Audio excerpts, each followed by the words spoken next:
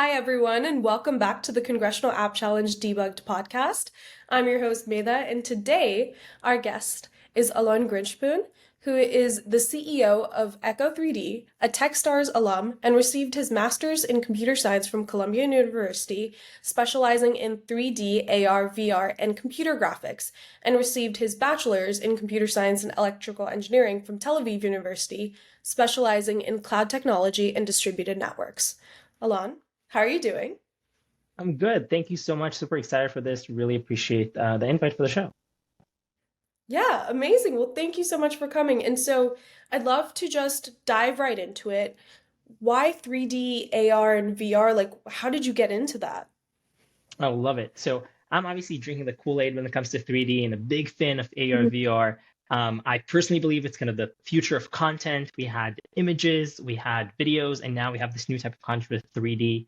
I actually started my journey, I would say 7 years ago. I went to the Microsoft store on Fifth Ave here in New York, and they had a demo of a VR headset by HTC called the HTC Vive.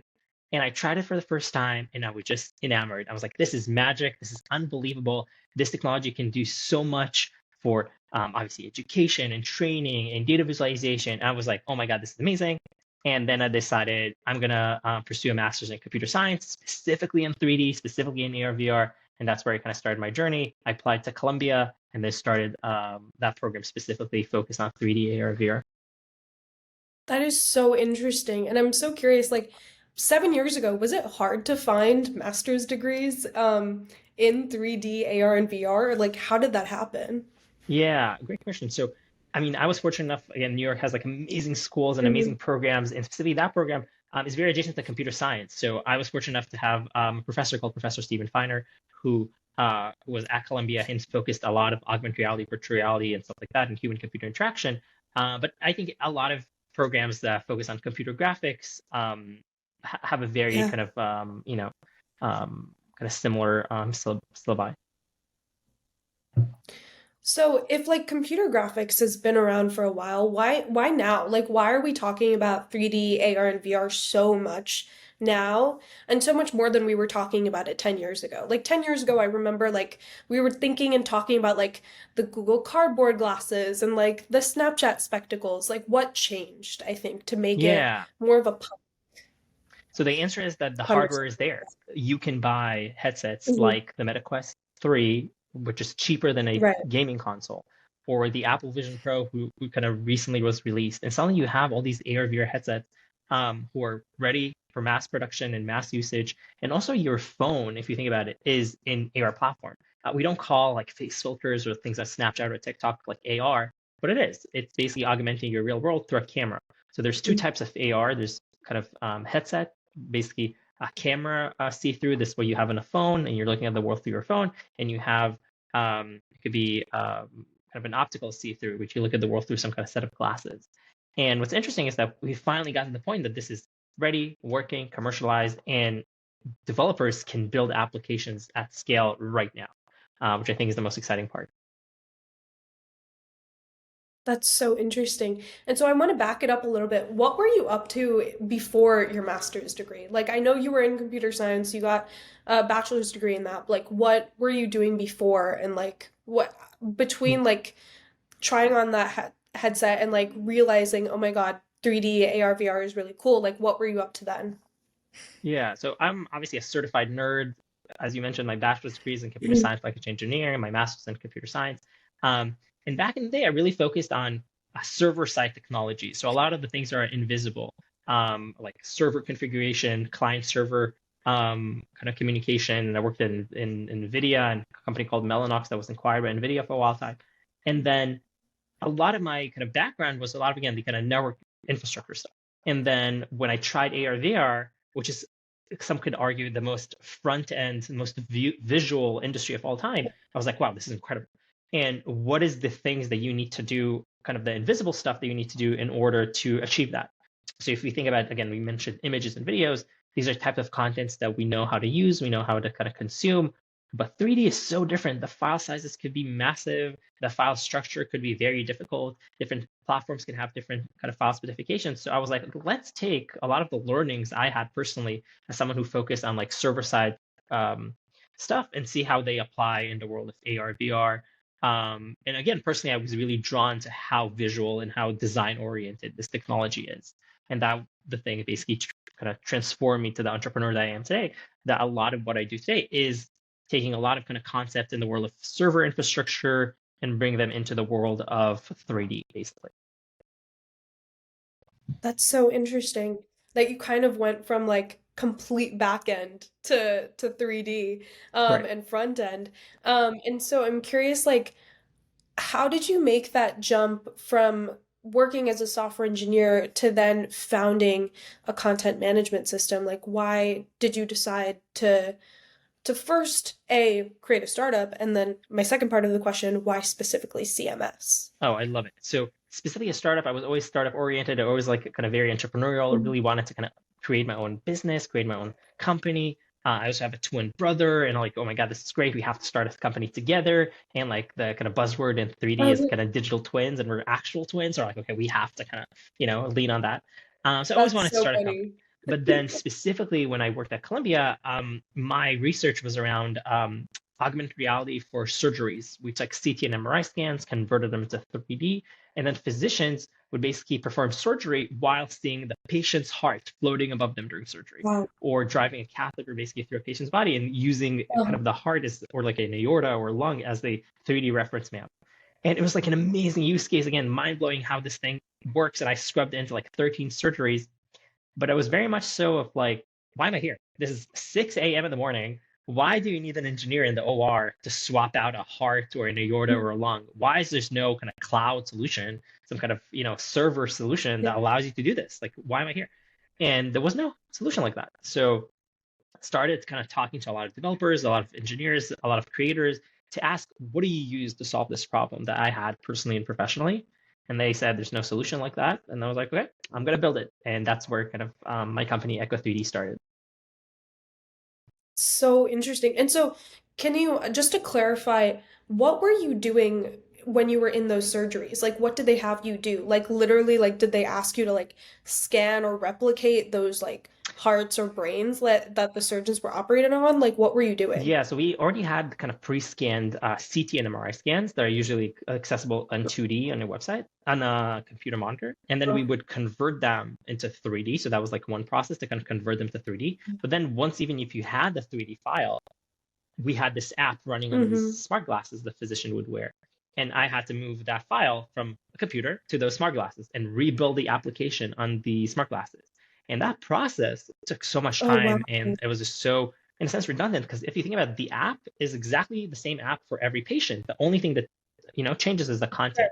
And if you want to change an image on a blog post or a video on some blog, you like on some kind of YouTube thing, you don't need to be an engineer to do that. But in our case, because it was 3D, I was supposed to be there. I needed to be the one to like recompile the app, redeploy it to the glasses, just to swap out one piece of content. And I was like, this doesn't make sense. And that's kind of where it started. Waste of time. Right, exactly, Yeah. exactly. And sleep time. I value my Wow. sleep so much, and I had to wake up like so early to get to the hospital. I'm like, sleep is my hobby. Yeah. This is, stops me from practicing my hobbies of Yeah. sleeping. I need to figure this out. And that was kind of, where it started. Totally. Totally, and I'm sure it prolonged the surgery too. And I'm sure like having to recompile and things like that. That's so interesting and such an interesting exposure. And so I'm curious, like since building Echo 3D and building that CMS and then building that delivery network, what have been some use cases or applications beyond surgery that you've been able to apply this to? Oh, fantastic question. Yeah, so obviously our product that we've built was very agnostic to any use case. Today we're seeing a lot of Right. usage in gaming, obviously because that has a lot of 3D content, avatars, game assets. Yeah. We see a lot of traction in marketing. So we see a lot of people creating really cool campaigns and activations to, entice people to buy something or entice people to interact with a movie character or something like that. Things like you already have 3D assets for. E-commerce is a really big one. If you think about try before you buy experiences, kind of open an app, see it, the couch kind of in your room before you buy it. So that's kind of a big use case. And a lot of industrial use cases of large teams in things like automotive, energy that have 3D assets, have 3D scans, have digital twins, and they need a way to kind of store them on the cloud, share them internally with team members. And I think that's kind of the big deal of kind of all these use cases. But again, it can also be you're kind of limited only by your imagination. Anything that can bring in 3D can Right. use us. And I honestly really, really love that kind of fact. Like anything, anything is possible in a sense. Because back in the day when you built web applications, people were like, oh, what do you need a website for? And then a website became blogs and e-commerce website. And then people were like, oh, what do you need an app for? And then like mobile app. And then people were like, okay, we need that for ride hailing, for dating. And like all these things kind of blew up. And now we're in this kind of, again, in this next wave of content. What do you need a VR, AR app for? Good question. But there's so many use cases. And I think we're just beginning to realize like how amazing this technology is. So we know the surgery is one, we know the gaming, e-commerce, but the list can go on and on. It's so interesting. And like it's so funny now that I think about it, right? Like as a developer myself, like using something like Firebase is like Yeah. so like second nature. It's like why wouldn't I use Firebase? So it makes so much sense why Echo 3D exists, right? As its 3D counterpart. I'm curious, what kind of pushback, if any, have you had trying to like when trying to get people to use Echo 3D and trying to use 3D assets? Like what are people responding and then like what counter arguments do you have prepared? Oh yeah, fantastic question. So obviously it's like why do you need a 3D cloud? And that comes up a lot. And then like you need to explain the Right. difference between 2D content, 3D content, size, structure, stuff like that, like interactivity. So that kind of comes in play. And we Mm, need to kind of lean into our technology around conversion and compression of 3D specifically. Um, but also sometimes it's just people trying, like maybe they don't have 3D assets at all. And they're just like really, really new in this. And they really need to right. figure out how do I even make 3D assets before I store them. So we personally focus on the ones that already have those 3D assets. But the cool thing about this industry, and kind of goes back to your question on the kind of why now, is that we're seeing that every iPhone has a lidar scanner, and you can create 3D models by using your phone. Or there's so many kind Yeah. of technologies that allow you to generate 3D models, or like software um, like Blender or Maya, totally free, that you kind of use to build 3D models. So it's really, really amazing to see how this like evolution of content creation, like let's say evolved, and then we can kind of come in and say, hey, now that you have all these assets, you can use us to store, stream, and optimize them. And the last thing I'll say is another kind Mhm. of trend that is emerging is AI. So we have suddenly like text to 3D, like AI generated assets that are literally just created like basically with no limit.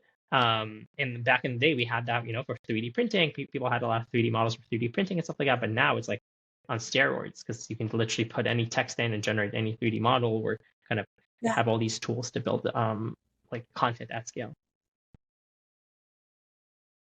Yeah, that's so interesting. I didn't even think about like content velocity being Yeah. a factor, right, when it came to cloud storage. So that's so interesting that you bring that up.